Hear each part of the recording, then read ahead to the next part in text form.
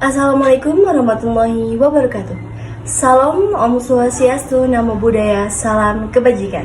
Halo teman-teman semuanya, perkenalkan nama saya Tiara Bunga Rahayu dengan NPM 2402113118. Nah, di kesempatan kali ini saya akan mempresentasikan artikel saya yang berjudul Kekuatan Bahasa Indonesia Senjata Rahasia Manajer Sukses di Dunia Bisnis Global.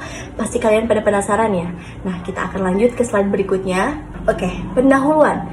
Peran strategis bahasa Indonesia. Ada beberapa poin yang dapat kita lihat, di antaranya fenomena kesenjangan komunikasi. Selanjutnya, tujuan penelitian. Selanjutnya, bahasa nasional di era investasi perusahaan multinasional global.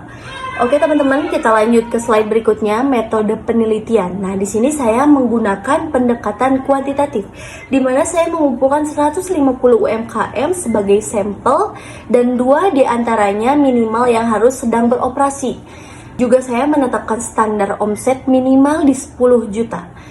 Oke teman-teman, penelitian ini menggunakan penelitian kuantitatif dengan kuesioner terstruktur, menguji validitas dan reliabilitas instrumen dengan CVA dan Converse Alpha.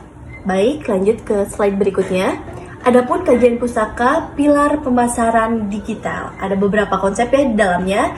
Pertama, konsep digital marketing, di mana di dalamnya saya mencantumkan beberapa cara atau beberapa tindakan yang harus dilakukan untuk memulai marketing tersebut. Di antaranya kita harus mengonsep terlebih dahulu, karena dengan planning kita dapat merealisasikan apa yang sudah kita rencanakan, yaitu pertama, kunci utamanya itu pasti mengonsep terlebih dahulu ya teman-teman. Lanjut, sosial media marketing. Oke, di sini saya memanfaatkan beberapa fitur dan beberapa aplikasi, di antaranya yaitu sosial media. Nah, tak sedikit juga di dalamnya sudah bekerja sama dengan beberapa e-commerce atau dengan beberapa aplikasi jual beli di dalamnya. Oke teman-teman, lanjut ke konten marketing. Nah, di sini mengapa konten marketing? Tentu saja secara tidak langsung kita butuh sesuatu yang dapat menarik pembeli, yaitu diantaranya dengan membuat konten. Contohnya seperti kita memasarkan produk kita atau memarketingkan produk kita melalui influencer di Indonesia. Mungkin sekarang sudah marak sekali dan sudah banyak sekali influencer yang terkenal ya teman-teman, yang dimana ketika kita melihat dia memakai, kita pasti tergiur ingin memakai juga. Nah, mengapa di sini konten marketing pun dimasukkan ke dalam poinnya? Karena menurut saya itu sangat penting.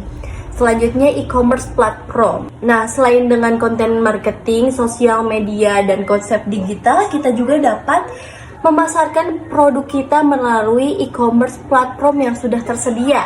Nah, kita tinggal pintar-pintar saja memanfaatkan e-commerce tersebut. Lanjut, digital marketing adalah strategi pemasaran yang mencakup berbagai media digital untuk menjangkau audiens luas dengan biaya efisien. Nah, tentu saja teman-teman, kita tidak akan mengeluarkan terlalu banyak biaya, dan ini akan lebih mengefisienkan biaya yang kita punya. Lanjut teman-teman ke slide berikutnya, yaitu pembahasan. Ada beberapa poin di dalam yang dapat kita lihat. Di antaranya, komunikasi interpersonal paling berpengaruh. Mengapa dikatakan paling berpengaruh? Tentu saja karena kita sebagai manajer atau kita sebagai karyawan yang sedang memarketingkan produk kita, tentu saja kita membutuhkan komunikasi yang baik, komunikasi yang interpersonal. Karena PR-nya itu bagaimana kita dapat menyampaikan apa yang sedang kita bahas dan bagaimana audiens dapat memahami apa yang kita sampaikan. Lanjut teman-teman ke poin berikutnya, bahasa Indonesia formal paling penting untuk laporan dan komunikasi resmi. Tentu saja teman-teman dapat kita garis bawahi ya, untuk komunikasi resmi. Nah, kita pasti membutuhkan bahasa Indonesia formal yang baik dan benar. Selanjutnya, presentasi bisnis mendukung pengambilan keputusan efektivitas. Nah, dengan adanya presentasi atau dengan adanya pemaparan, juga penjelasan tentang bisnis kita, itu adalah salah satu faktor pendorong majunya atau faktor pendukung perusahaan kita, berkembangnya perusahaan kita. Dan di dalamnya mungkin setelah presentasi kita mendapatkan beberapa ilmu yang dapat kita ambil juga dari audiens, karena mungkin ada beberapa komunikasi antara dua arah, sehingga kita dapat mengambil keputusan yang efektif teman-teman. Nah, lanjut ke slide berikutnya. Implikasi praktis, perusahaan perlu mengadakan pelatihan bahasa Indonesia.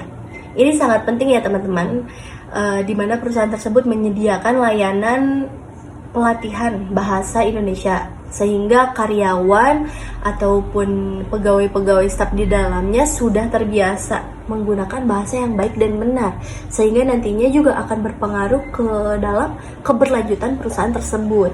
Lanjut ke poin berikutnya. Rekrutmen manajer harus mempertimbangkan kemampuan bahasa. Tentu saja, karena di dalam perusahaan bahasa adalah salah satu indikator keberhasilan perusahaan tersebut.